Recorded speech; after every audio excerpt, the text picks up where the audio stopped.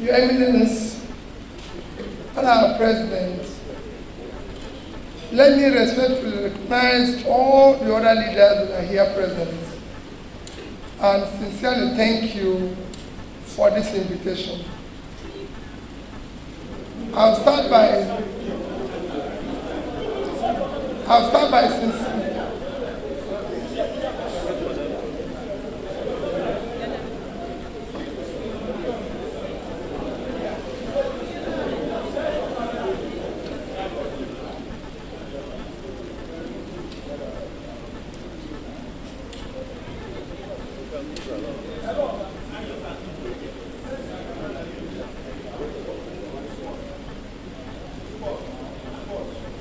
Your Eminence, other leader, let me most sincerely thank you for this invitation, the honor of inviting me to be here today to listen to you. I wish to apologize sincerely that the Vice Presidential candidate of Labour Party, Dati Baba Ahmed, is not here. He was supposed to leave Lagos this morning. We were all involved in the town hall meeting yesterday, and I left Lagos this morning for this proposal. He was supposed to leave Lagos, but you know how the flight issues are. Unfortunately, the flight he was supposed to come on developed a problem, and he's now coming probably after 2 o'clock, and I said, don't worry, I'm going. So I apologize on his behalf. Your Eminence, for me, I wish to most sincerely thank you and your team. I do not think I have any comment to make, maybe to add a little, because whatever needs to be said, you've articulated it. So for me, I've come here and I'm very glad. When I was coming for learning, not to tell you anything, but I've been taught enough. I've taken the documents, I've filed it. It's a wonderful document. If we implement whatever is written here, there's nothing again to do. Whoever does this has achieved all that it needs to be achieved. And that brings me to what I've always said about our country. Nigeria is not bereft of ideas, written solutions, and everything. What is lacking is this institutional framework and the political will to do the right thing. We are 18 of us now going around applying for a job of the president. You, the owners of the country, are interviewing all of us. And it is important. We're going to tell you the same story. Nobody's story, everybody's story will be as sweet as the other ones. What they are going to do now is to put your binoculars to check the sincerity and the truth and the one you can trust. It is now, who among these 18 can you trust? Because there's no promise you are going to make that was not been made by people in the past. That promise has always been there. But it is who has delivered this trust. Everybody's going to tell you now how they're going to go take you to heaven. Until after election, they start reminding you where you're coming from. The past, which you have forgotten. That's the reason why you're hiring us now. That's what I told people yesterday. I will not look at the past. Most of the things you've enumerated here are the things I said. And all I want to do is to move the country from consumption to production. It is not a productive country. People say, what is your priority? I said it. My priority is to secure and unite the country. It's number one thing you need to do. Because the first job you said here is a failed or a failing state. Because we want to be polite with our country, Nigeria have hit the two most critical things that qualifies the country for a failed state. Number one, when you're no longer in control of your territory. We are no longer in control of fear. Number two is when you're no longer in control of your economy. Nobody can tell you today how much they're going to sell a bag of rice tomorrow. Not in this country. You just ask somebody to go to market. When he comes back, whatever price he gives you, take it. That's the price for the day. No country can function like that. Anybody, people say now they're traveling to the east. Your family say they're traveling anywhere now. East, west, north, everywhere. You're waiting until they reach there and phone you. Then you cannot eat. Otherwise, you're not sure. So that is the crisis we faced. The question is, how are we going to read it?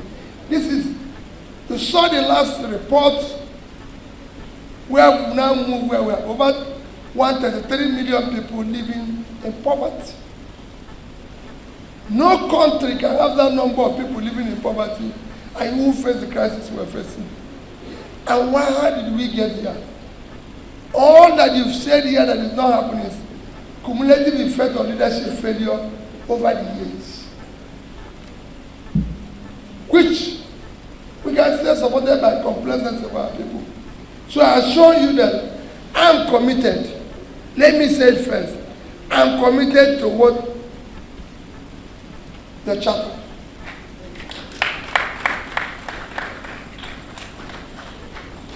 The only thing that is there is how do we implement it? The will to implement it. And I can tell you, people, I believe that we need to restructure. I believe in all this. But even as bad as this present constitution is, there's a lot of guarantees in it, and there's a lot of things that you can implement it that can make it work. It's not what is stopping us from production. No. What is stopping us from production is that over the years, we have had incompetent leadership. And it's not just president, at all levels, because they're cumulative thing. You might have one or two people who mean well, but at the end of the day, 75% of the people don't know what they need to do. The country is failing. That's why you've created too many. So what are we going to do? I say again, secure and unite the country. It is critical. Because when you secure the country, you are able to bring your farmers to go back to the farm. That alone will start bringing down your food inflation. The food inflation is the most critical inflation you need to hit on. And then talk about moving the country, because I want to interact, I want to listen to people, I want to ask them questions. Moving the country, by the time you move it from consumption to production, you're pulling people out of poverty. The more you pull people out of poverty, the more you reduce criminality. I was seeing the Canadian ambassador this morning, and I said, you used to have agitation in your country. There's agitation all over the place. There's criminality all over the place. Brazil, everywhere used to go through what we're going through now. India used to have a problem. They couldn't feed themselves. I said to him, why is Canada today a place everybody wants to go? Because you've turned around your economy. You put people out of poverty. Agitations and all the problems. Because if people know where the next meal is coming from, they reduce the agitation, they reduce their criminality and everything. And I've come to prisons and seen young people and asked them, why did you do what you did? They will tell you they have no job. They have no means of livelihood. You can't have 33% unemployment in a huge country like Nigeria and you have crisis. You can't have 60%, almost 60% youth unemployment, which means millions of your young people with energy and talent are not doing anything. They have to exert that energy somewhere. You can't have because they don't have anywhere to exert it, they've gone into drugs. You have 13.8% drug prevalence against the global average of about 5.something%. You have a crisis. To deal with that crisis is production. First thing you need to do in your production is, everybody will tell you today, oh, you have deficit, you have hunger, you have all this. We need to feed ourselves. We're talking about managing resources here. The biggest physical assets of this country for production today is the vast uncultivated land in the north.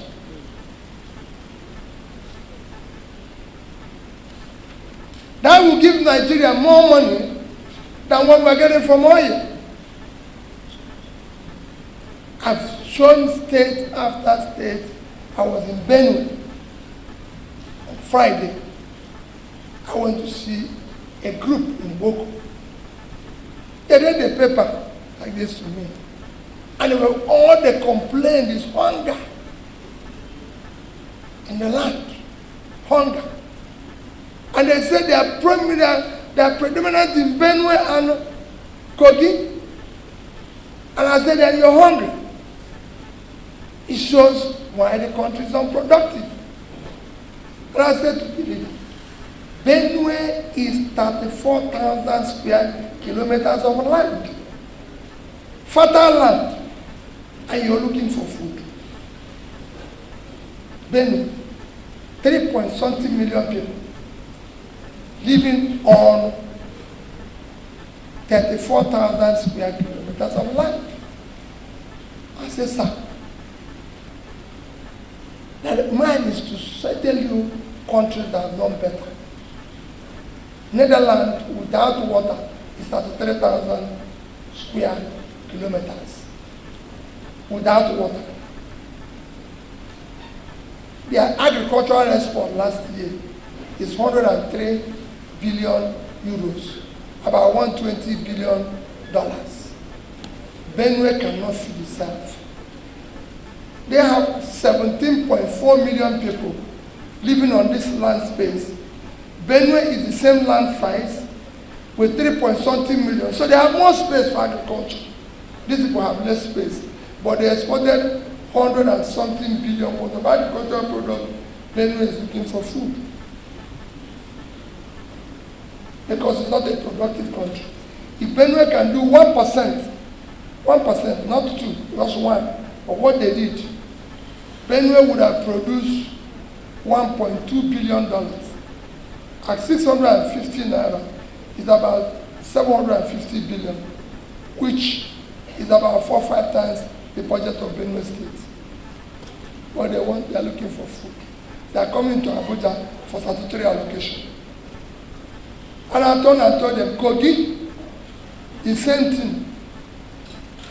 Kogi is a city of 54.4 thousand square kilometers of land. Kogi is bigger than Belgium and Israel combined. Belgium is 30.9 thousand square kilometers of land, while Israel is 22.1. Two of them is 53. Kogi is 54 point something.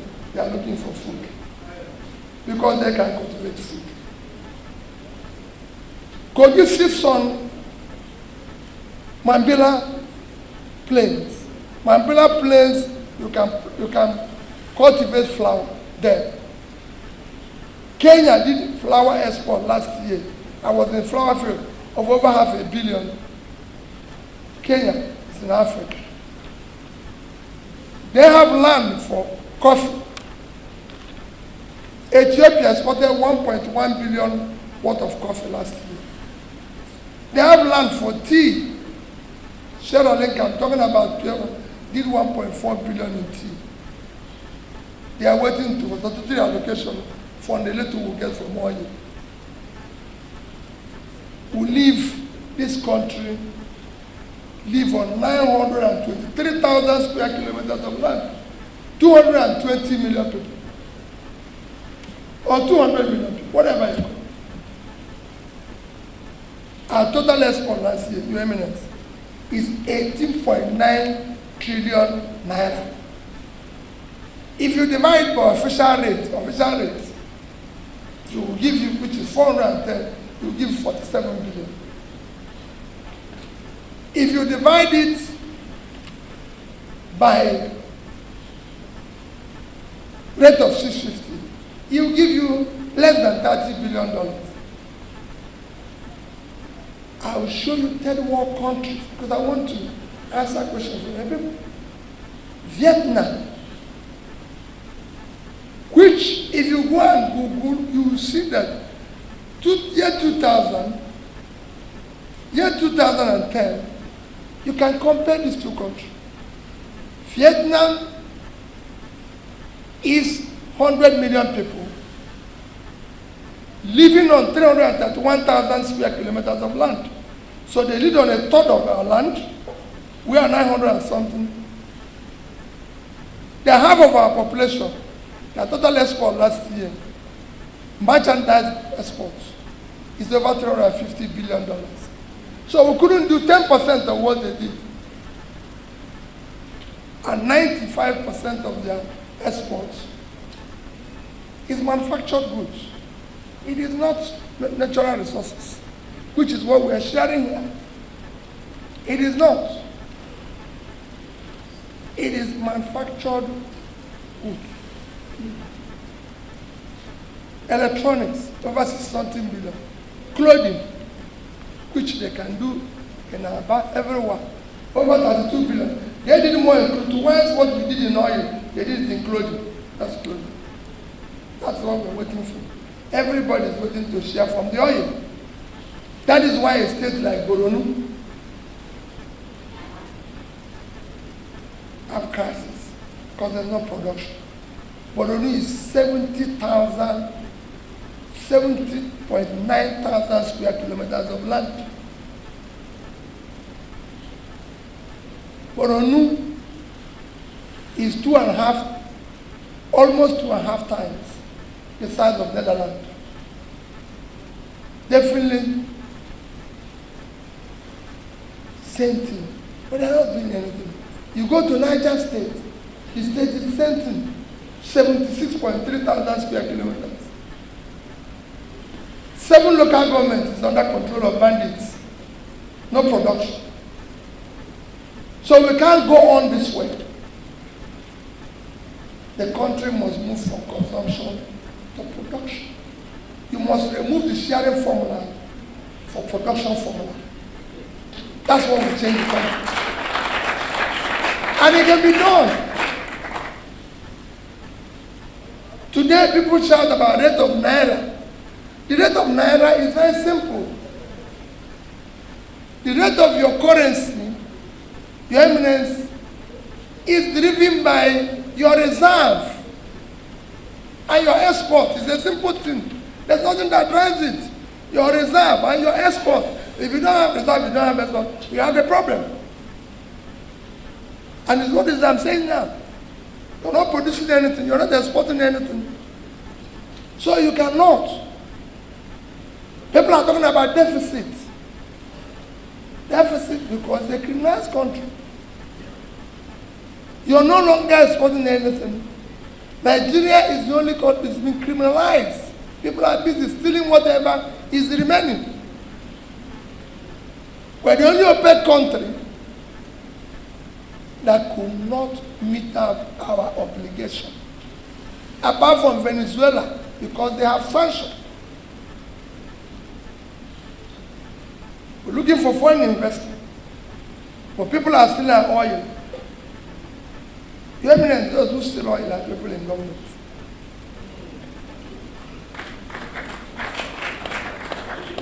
We need every dollar, $1, every $1.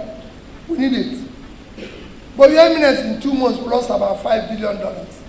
It might be dollar we need to share with other people, because there's a component that will come to us and we share with other people. But to just show you how serious we are as a country, using 2 months. In July, our OPEC production quota is 1.8 million barrels per day. In July, Your Eminence, our production was 1,083,000. So every day we were losing 717,000, which came to in that month, 22,227,000. At a price of 110 throughout July, we lost $2,445,000,000. A country that needs every $1, we don't need to miss one. In August, our production was 975,000. We are losing 825 per day. Throughout the day, throughout this, it was a total of about 25 million barrels. Multiply 100, the average price in August, we lost $2.5 billion in August. Two of them combined will give you almost $5 billion. And we are looking for foreign investors. Is it not enough to carry everybody and man the pipeline where that oil is going? All of us standing there and making sure, because it's our responsibility. We don't need to go overseas. We don't need to be in that swamp. We all need to do what is right. And you can go on and on and on this situation. Look at our budget next year. Our budget next year is 20-something trillion, with about 11 trillion deficit. High mortality rate, which, you know, our position in it is very bad. The WHO position was that we will overtake India by the year 2025, but we achieved that record in year 2020. That was one of the records we beat ahead of time. So India is 1.4 billion people. We are 200, but we've achieved it. But at the base of that, the major cause of it is lack of primary health care. It's not just environment. It's lack of primary health care. There's no functional. And people will say, oh, well, it's about resources. Honestly, as little as the resources we invest in primary health care is, the worst situation is that little one is mismanaged.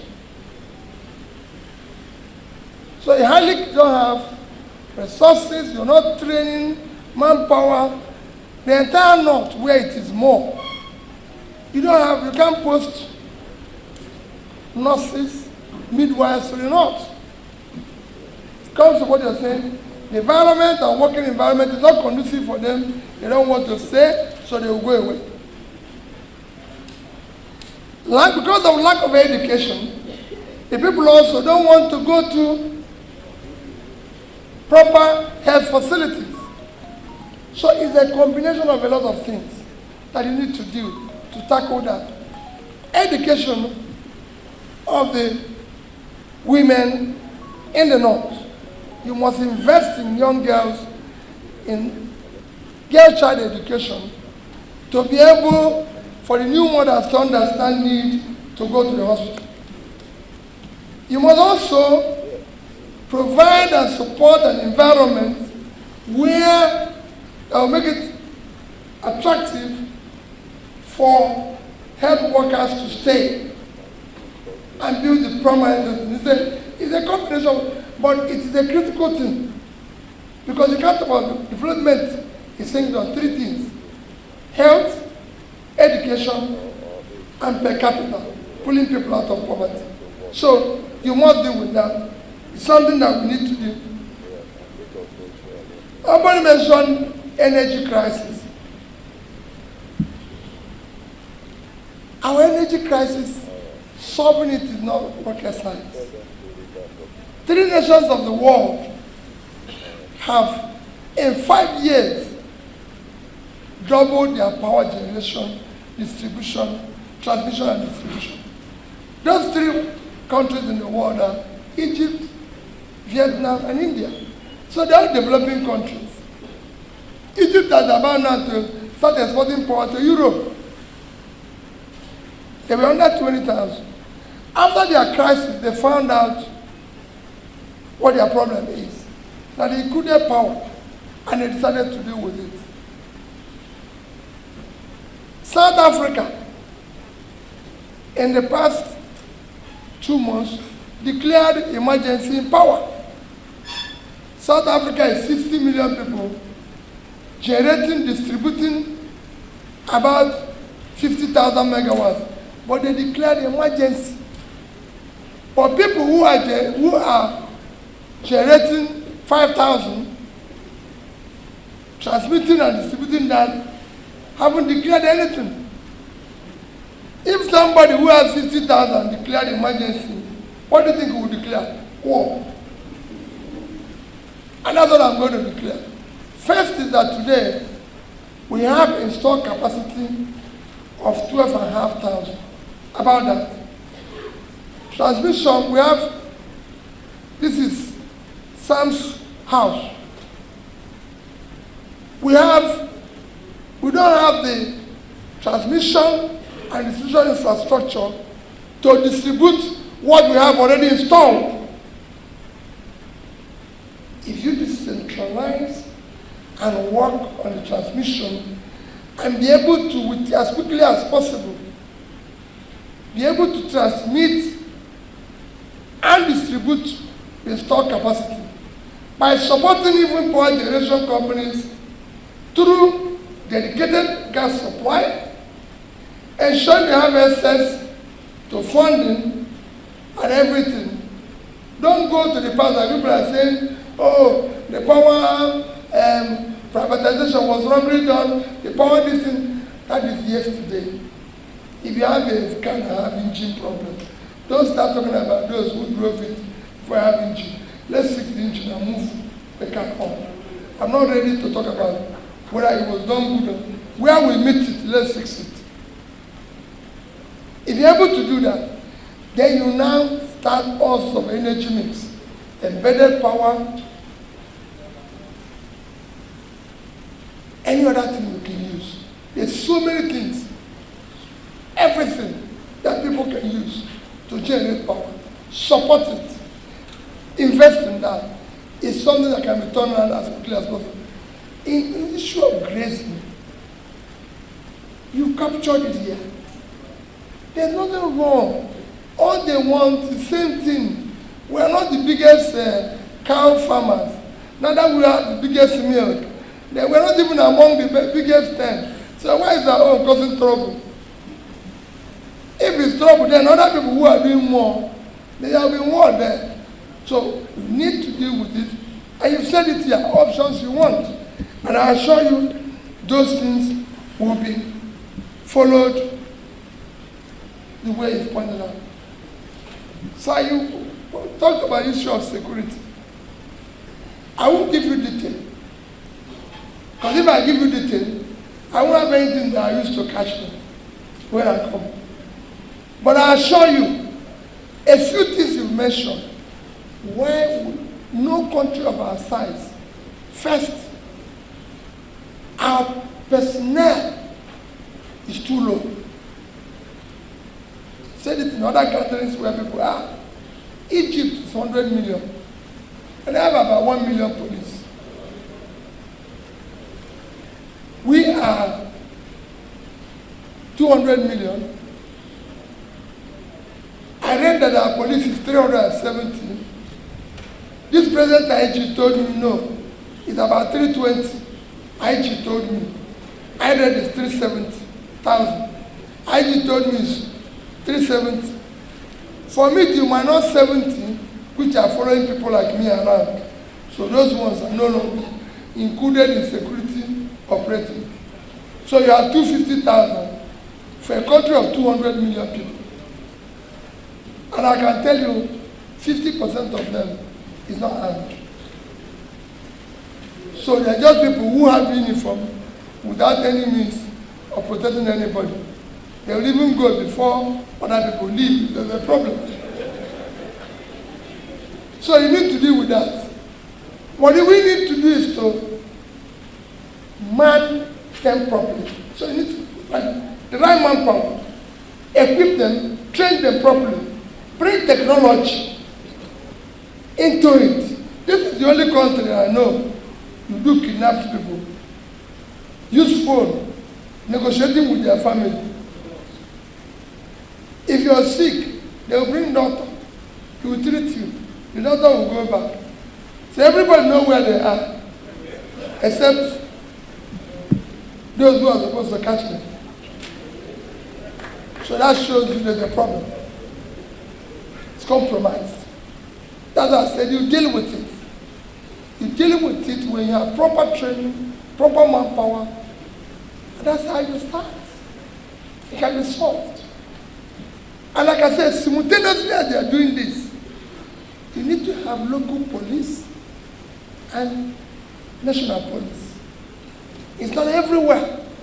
Today they tell you, say, oh, they are using hunter, they are using vigilante. If hunter is the best way to use, convert them into local government police. Why wouldn't they call him the hunter? Let him become the police. If you are going to use them to catch the thief, is it not people to catch the thief that we want? So let's change his name from hunter to police. So these are things, and it can be done very quickly.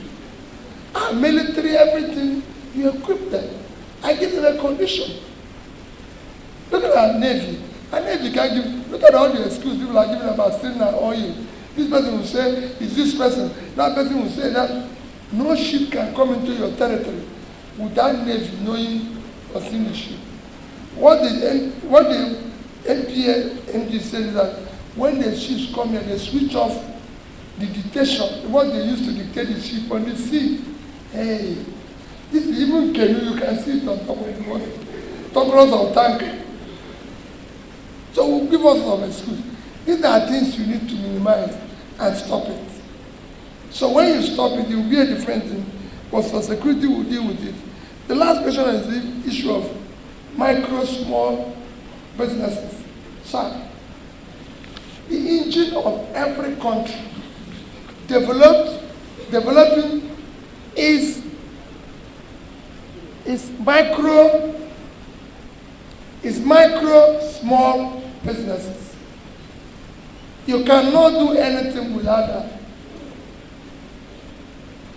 It is the engine on which other countries have moved and developed. And this is why this one is not working. You said you're foreign. You came back from. No. But where do you live? You live in London. I don't need to tell you that the British economy can't function without small businesses. It will collapse. In third world countries like ours, in Vietnam today, 97% of the companies is small businesses. In Indonesia, is 90% of the employment is from small businesses. China, because it's huge, is about 60-65%. So imagine China have 800 million people employed, and one section is employed 60%, which is 540 million. That is 2.5 times the size of Nigeria. But here, the small businesses are being killed by government. No physical or monetary policy to drive them. If you look at our risk assets of banks or lending institutions, they are less than 5% goes to them. Other countries have made it that 20% must go to this sector. In fact, there is a ministry of small and medium businesses. That's where the youth are. That's where innovation is. That's where the future is. That's where you need to put people out. So what are you going to do when you become the president? We must focus on them. Support them by a combination of clear, measurable, physical, and monetary policies that are deliverable. ensure that any package we are doing will not end up in Abuja. It will get to where it's going. We say we are doing anchor borrowers program. We say we are doing any program we are doing, it will go to the people. It will not end up here. No pronunciation. We're not going to do it differently. We don't want people to bring rice here, to bring the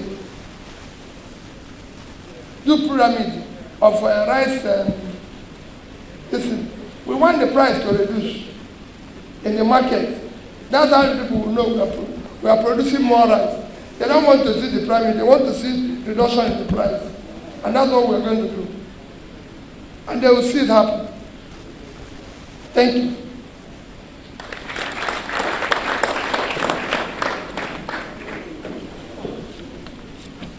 Thank you very much, So which about 6 trillion is going to oil subsidy. The evidence oil subsidy is organized crime.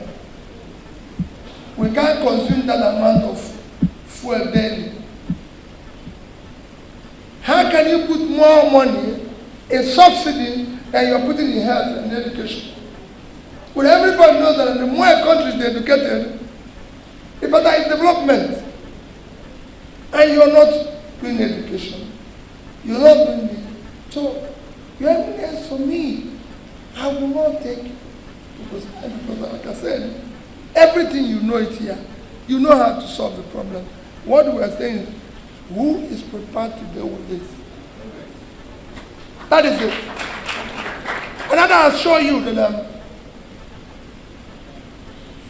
go and look at the antecedents of all of us. Some will speak better Queen's English than the other. Some have more glossary presentation than the other. Some have more this. But let's check the antecedents. What they've been able to do. So if a man said, I'm going to fight corruption, let's go where he passed through and know what was the remaining and what was left. So we'll know whether what we are giving him here, whether he will keep it for us. So it's not enough to say, I'm going to fight corruption. We've heard it before. But when you had opportunity last, the key measurement of corruption perception index is management of public resource.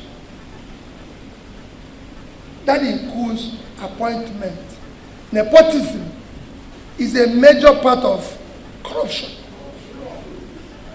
It's a huge part of corruption. So how did you share where you left?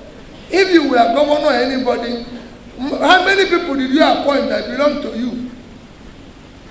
When you had the opportunity of sharing land, how many was allocated to you, your wife, your children? Said to people, I was governor of Anambra State. The evidence go to Anambra State. If any contractor will tell that they ever sat down with Peter Obi to talk about what is going to benefit, I stop campaigning. I'm happy that Pastor Okoye is here. Reverend Okoye is here. He came when I was being impeached, along with other people when I was being impeached. And the House of Assembly said what I'm going to give them to save me from impeachment. And I told them, I can't pay people for doing the wrong thing. I would rather go home. My name is not governor. My name is Peter Obi. And I will not do it. And I didn't do it. And God, whose grace that gives power, brought me back. So go and ask people, go and ask them whether there's any land allocated directly or indirectly to Peter Obi as governor of Anambra State. Everybody knew how I left. There's been challenges and everything and all that. I've said that the day I left, I was not owing any supplier who have supplied what we ordered. I didn't say there's no contract that is outstanding. But if you have delivered, if you have done construction work and raised certificate, we are not owing any the day I left office. I was not owing any civil servant salary, pension, or gratuity. Anambra is there for you to verify. And the 3 banks where I left money, I call them every day. None of the banks have come out and said he didn't. And nobody asked me to do that. And I say it and I'm going to repeat it here for your own documentation. I left in Access Bank $50 million over 10 billion naira. It's state money. I left in Fidelity Bank $50 million over 10 billion naira.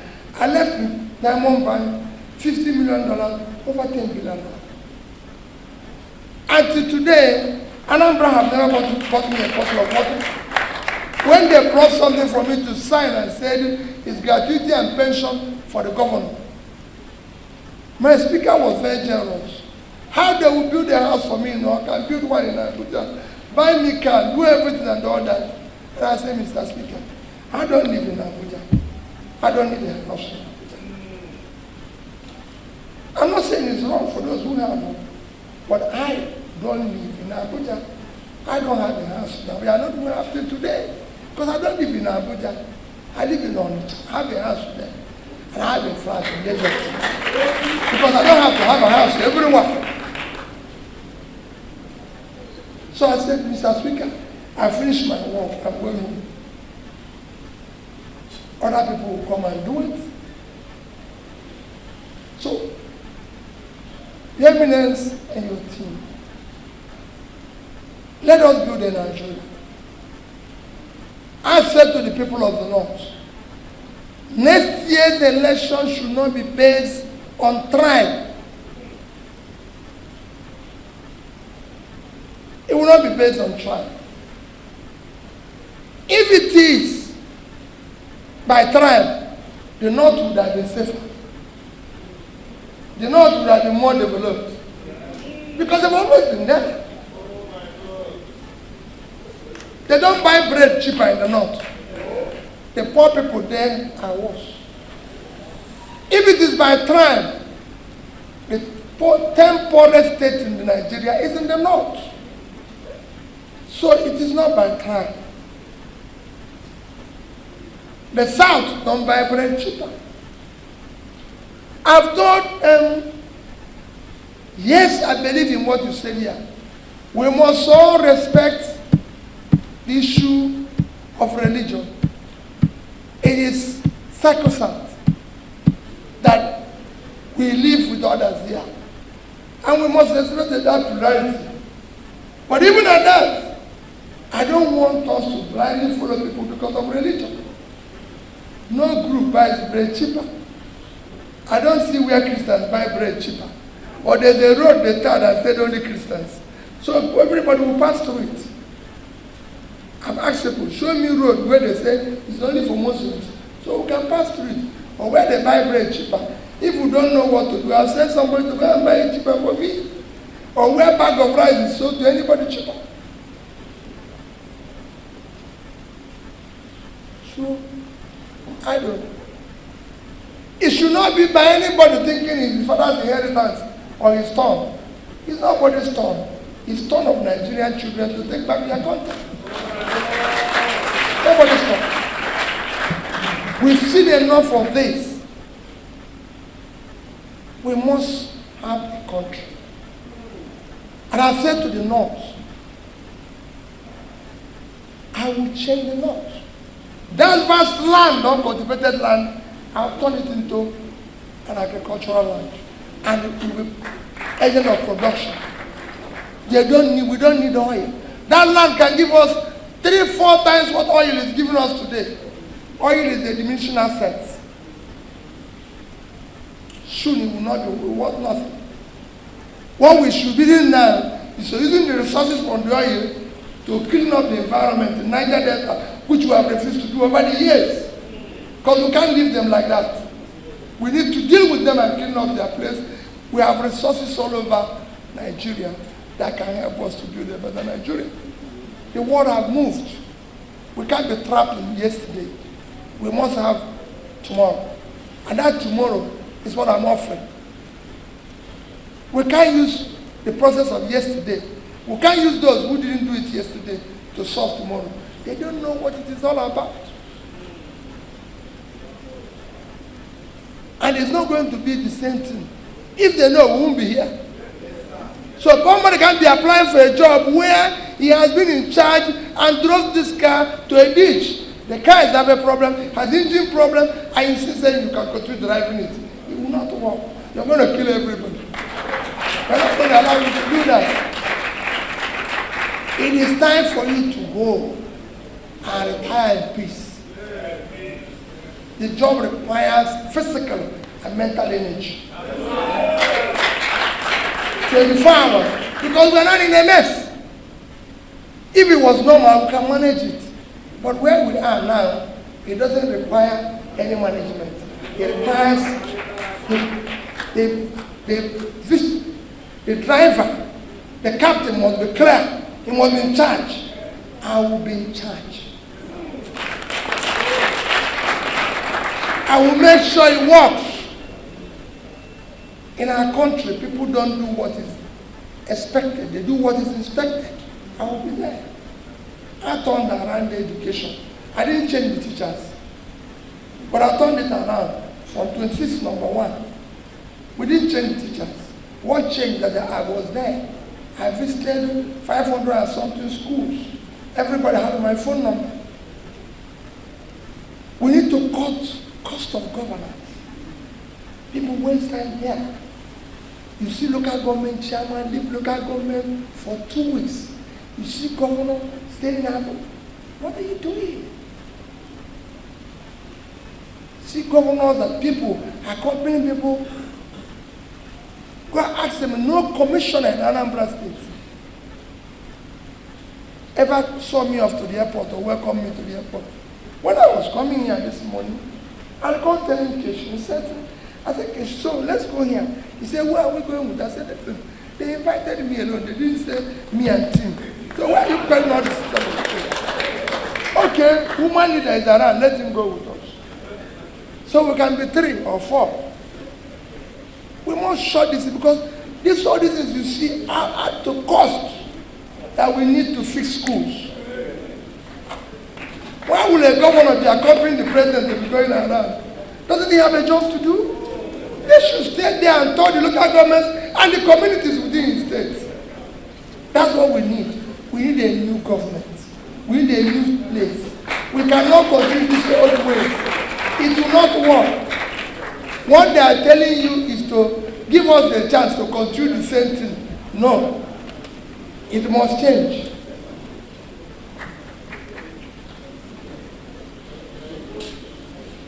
They want us to continue subsidy. That is what is hitting your inflation and everything. They want us to continue on this thing. How can we have a country where in 2008